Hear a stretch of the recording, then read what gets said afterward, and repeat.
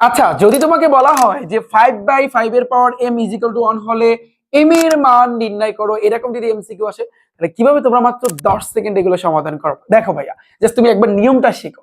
এখানে কি আছে, 5/5 এর পাওয়ার হইছে m ইজিক্যাল টু 1। তোমার টার্গেট কি ভাইয়া?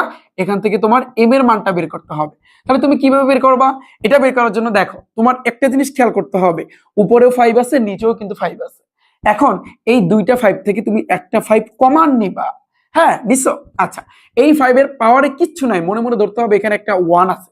যদি কিছু না থাকে তাহলে ধরে নিতে হবে ওখানে একটা 1 আছে। আচ্ছা, আমরা জানি সূচক লগারিদমের নিয়মে যে ভাগ থাকলে পাওয়ারে বিয়োগ হয়, এটা কিন্তু সবাই জানো, ভাগ থাকলে বিয়োগ হয়। তাহলে এই ভাগের জন্য আমরা পাওয়ারে বিয়োগ করব। পাওয়ারে এখানে আছে 1, তাহলে এই 1 এই ভাগের জন্য হবে বিয়োগ, আর নিচে পাওয়ারে আছে m, এই mটা আমি দিয়ে দিলাম, ইজ ইকুয়াল টু 1 আছে, এই 1 আমরা দিয়ে দিলাম। ওকে, এতটুকু বুঝছো? তোমার টার্গেট কি ভাইয়া? তোমার টার্গেট হচ্ছে m এর মান বের করা।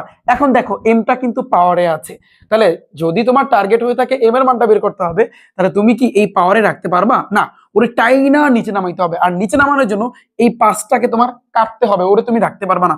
এখন ওরে যদি তুমি কাটতে চাও তাহলে সেক্ষেত্রে অবশ্যই তোমার এই সাইডেও পাঁচ আনা লাগবে, আনতে হবে। তুমি কিভাবে আনো, কি কেমনে আনো, এটা তোমার ব্যাপার, বাট তোমার পাঁচ আনা লাগবে। এখন আমাদের এখানে একটা সিস্টেম ফলো করতে হবে, একটা টেকনিক অবলম্বন করতে হবে। সেটা হচ্ছে, আমরা জানি সূচক লগারিদমে শিখেছি কোনো কিছুর পাওয়ারে যদি 0 আসে তার মান কিন্তু ভাইয়া 1।